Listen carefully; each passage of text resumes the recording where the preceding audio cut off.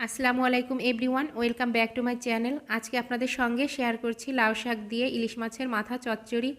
খুবই একটা সহজ রান্না, খেতে কিন্তু অসাধারণ একটি রেসিপি এটা।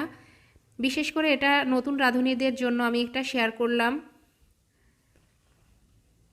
এখানে আমি নিয়ে নিচ্ছি লাউ পাতা। দেখতেই পাচ্ছেন আমি কিভাবে কেটে নিয়েছি। ভালোভাবে কেটে ধুয়ে পরিষ্কার করে নিয়েছি। আর মিডিয়াম সাইজের একটা আলু আমি কেটে নিয়েছি এভাবে। ভালোভাবে ধুয়ে আমি দিয়ে দিচ্ছি কাঁচামরিচ, পেঁয়াজ কুচি। পেঁয়াজ এখানে আমি 2টা দিয়েছি, আর মরিচ দিয়েছি 5-6টা মতো। দিয়ে দিয়েছি 1 চা চামচ লবণ অথবা স্বাদ মতো দিয়ে দিবেন। আর হলুদ দিয়েছি 1 চা চামচ। তেল দিয়ে দিলাম। তেলটা একটু বেশিই দিতে হবে, শাকে এমনিতে একটু তেলটা বেশি দিতে হয়, আর লাউ শাকে একটু তেলটা বেশি দিলে খেতে ভালো লাগে। ভালোভাবে হাতের সাহায্যে কচলে কচলে মাখিয়ে নিতে হবে।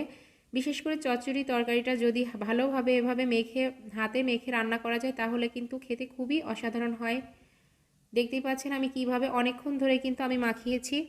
আমার হাতের সঙ্গে তেলটা কিন্তু লেগে আছে। দিয়ে দিচ্ছি সামান্য পানি। এখানে আমি 1/2 কাপ মতো পানি দিয়ে দিয়েছি। শাকে বেশি পানি দেওয়ার প্রয়োজন নেই, শাক থেকে এমনিতে একটু পানি বের হবে। এখন চলে গেলাম চুলাটা ধরিয়ে দিয়ে আমি একটু ঢাকনা দিয়ে ঢেকে দিলাম। কিছুক্ষণ ঢাকনা দিয়ে রান্না করার পর ঢাকনাটা খুলে একটু নেড়েচেড়ে মিশিয়ে দিচ্ছি।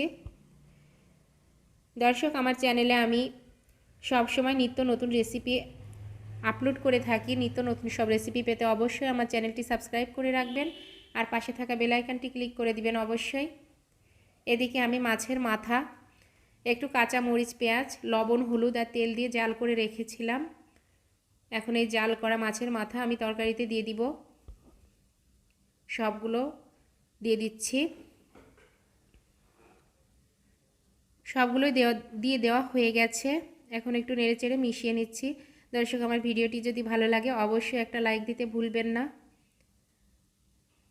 ভালোভাবে একটু নেড়েচেড়ে কিছুক্ষণের জন্য আবারও ঢাকনাটা দিয়ে দিব। এই রান্নাটা সবাই পারেন, কিন্তু নতুন রাঁধুনিদের জন্য এটা খুবই সহজ একটি রান্না। হাতে মেখে অসাধারণ একটি রান্না, খুব সহজেই হয়ে যায়। ঝটপট এই রান্নাটা করে নেওয়া যায়। পানিটা শুকিয়ে দেখুন তেলটা উপরে উঠে গেছে। দারুণ একটা ফ্লেভার বেরিয়েছে।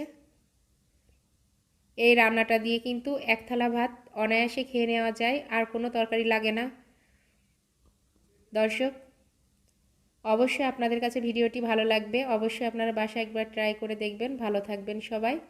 আজকের মতো এই পর্যন্তই, বিদায় নিচ্ছি। আল্লাহ হাফেজ।